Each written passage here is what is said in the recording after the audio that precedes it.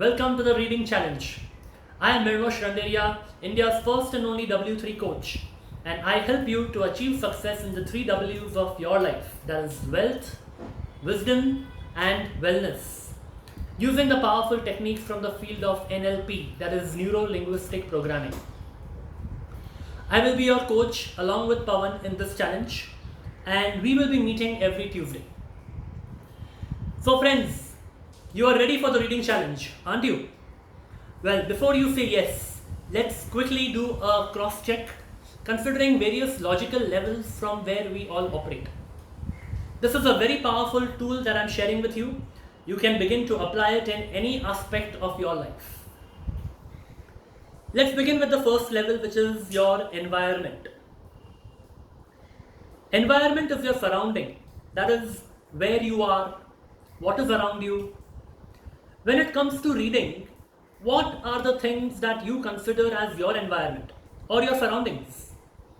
It could be your sitting arrangement as you read, it could be the table, the chair, how clean or messy is your table, how comfortable is your chair.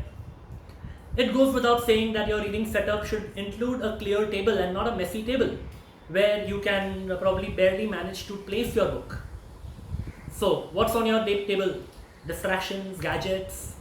Talking about chair, is it comfortable enough for you to read? Or is it overly comfortable that makes you feel like slipping into it or slouching? What about the lighting?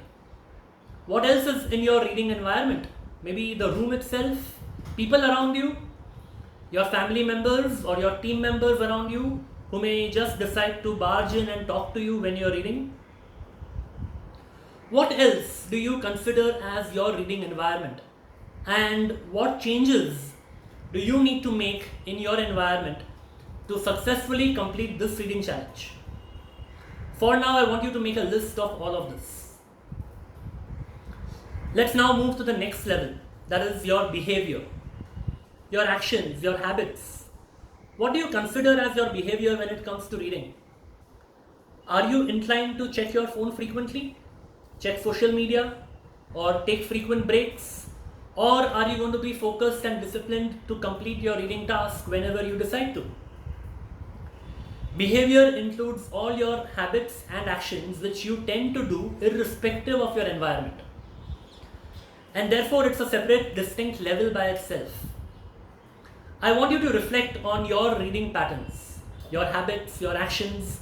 Make a list of what behaviors would you like to change when it comes to reading. What else do you consider as your behavior, and what changes do you need to make in your behavior to successfully complete this reading challenge? Make a complete list of this according to you. With that, let's move to the next level, that is capabilities, which includes your skills, your abilities. With respect to reading, what are the capabilities that you already have, and what are the capabilities that you think you need to acquire further? Speed reading, what you have learned with Pawan will fall in this category. You understood the mechanics of it and are going to practice it while being part of this challenge. Mind mapping, memory techniques, your own vocabulary skills on the language which you are reading. These are some more aspects which are there in this level of capabilities. What else do you consider as your capabilities, and what changes do you need to make in your capabilities in order to successfully complete this reading challenge? I want you to make a complete list of this according to you. The fourth level is the level of values and beliefs. Values are the criteria that you use to decide what is wrong and right. Values also refers to what's important to you. Your values are what motivate you. If your goal is important to you, you will put in the time and effort into making it happen. Beliefs refer to what you believe about yourself, about other people, about how the world works. We can also include your rules for yourself at this level. For example, if this happens, I will do that.